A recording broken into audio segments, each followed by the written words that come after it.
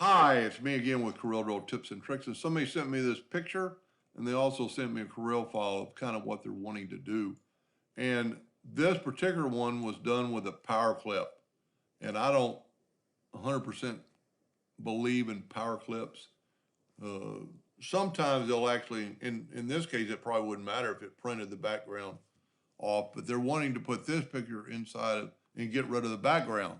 This is about the easiest it could be.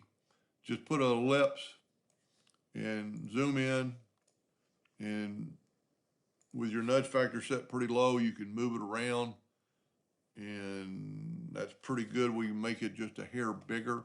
So you could change the size to like 3.95 and just make it a little bit bigger.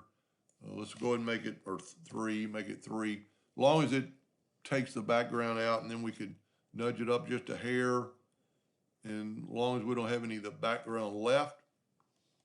And then what you can do is just grab the whole thing, instead of power clipping it, intersect it. But before we do that, well, we've already done it, but I'm going to set the nudge factor on 6 inches. That way, when we nudge this ring out of the way, we nudge the picture out of the way, that's what you're going to get.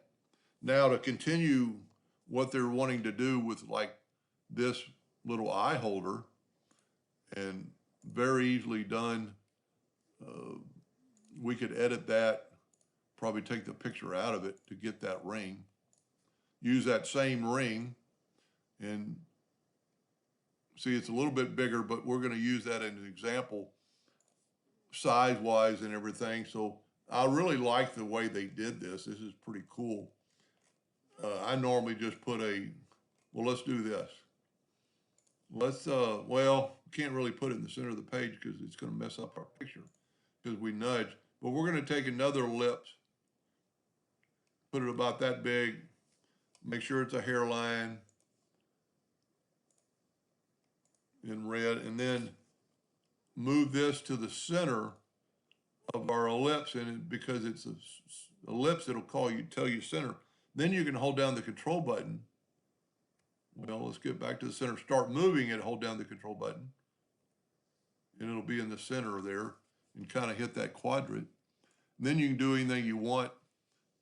And if you're going to cut this out, you need to make sure this is a hairline. And then just take your virtual segment delete key and swipe through there, and then you've got that. Now, they did a little fancier right there, and I kind of like that. So let's experiment how we would do that. Let's take a rectangle and put it like right here. And if you were doing it for real, you'd want to make sure it's in the center. Let's make sure it's a hairline. And then round off the corners. But we can unlock our ratio and just do the top left corner, so we're at 0.03 in the top right corner, 0.03. And then we can go the virtual segment delete key and delete all this, and you have that new shape. I kind of like that. Then take the ellipse you're going to put the circle in. She evidently draws in half point. I always draw everything in hairline because most of the things I'm going to draw are going to be cut out. And you could go through the whole spiel, putting it in the center of the ellipse and then bringing it up, but you could probably eyeball that pretty good. Now, before you do anything else, let's take this one out of the way, and let's smart fill this. Doesn't matter what color, and let's nudge it out of the way. Let's nudge it out of the way twice.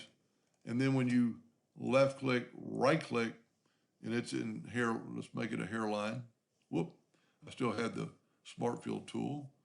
Make sure it's a hairline so it'll cut, and then you can nudge it right back, and that photo is ready to go. I'm hoping that's what she was wanting, and thank you for watching.